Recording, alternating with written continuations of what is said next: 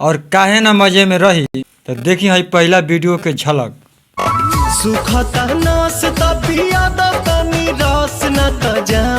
न तो कहत अली कि जौन पूरा काम हो जाई तो हम हो कहत नहीं भाई पूरा तोहार काम हो जाई। नमस्कार प्रणाम गोड़ लगतनी। तो का हाल बा भाई लो? हाल तो मज़े में होखी और काहे ना मज़े में रही। काहे से कि अब ठंडा आ गई बा और ठंडा में का पूछे के बा। जैसे कि हमेशा से भोजपुरी वीडियो लेके आवत रही हन, एहो बार भोजपुरी वीडियो बहुत ही ज़बरदस्त वायरल शॉर्ट वीडियो लेकर के आइल बनी। तो देखी है पहला वीडियो के झलक।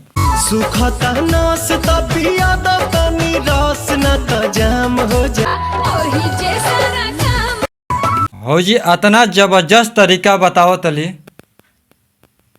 ऐसन तरीका सुन के भाई कबो धोखा मत खइह। न तो कहत अली कि जौन पूरा काम हो जाई तो हम हो कहतनी भाई पूरा तोहार काम हो जाई। अब पूरा काम हो जाई एकर भाव कई गो बा। जवन तू समझत रह तवन भाव तो बिल्कुल नहीं खे। एक बार फिर सुनो ओकरा बाद हम बताई।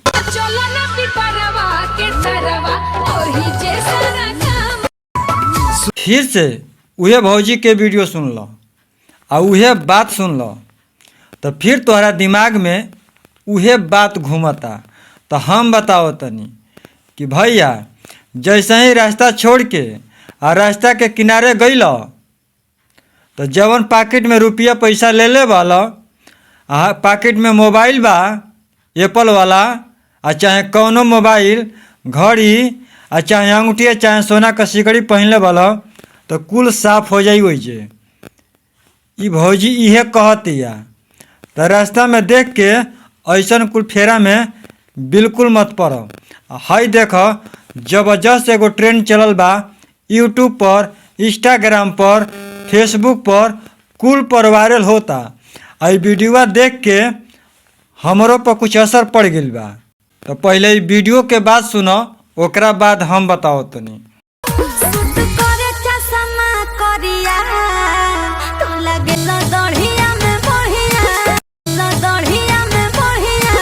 सुन लेनी वीडियो में का कहत रही।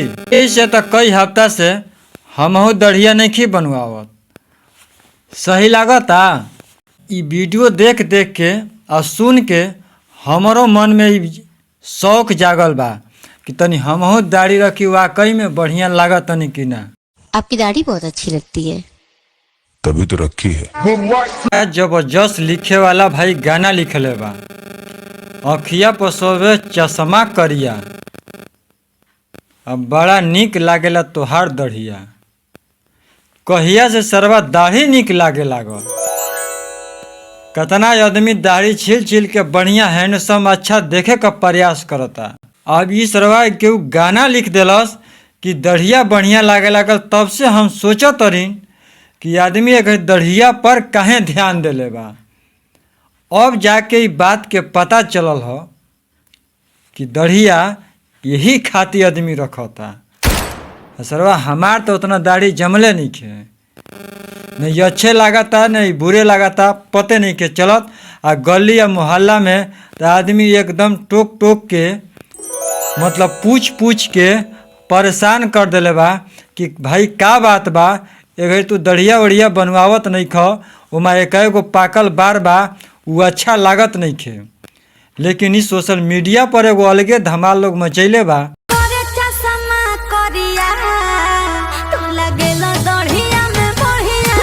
कि बढ़िया लागे दढ़िया यानी आदमी के बढ़िया नहीं खे लागत।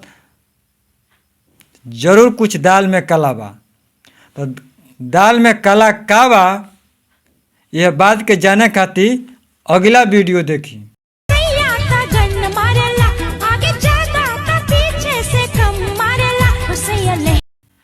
फिलहाल वीडियो अच्छा लगल हुई तो लाइक करी, शेयर करी, कमेंट करके अपन सुझाव हमके ज़रूर दें। और अपना ऊपर वीडियो बनवावल चाहतनी तो ज़रूर हमके कमेंट करके और अपन चैनल के नाम ज़रूर बताई।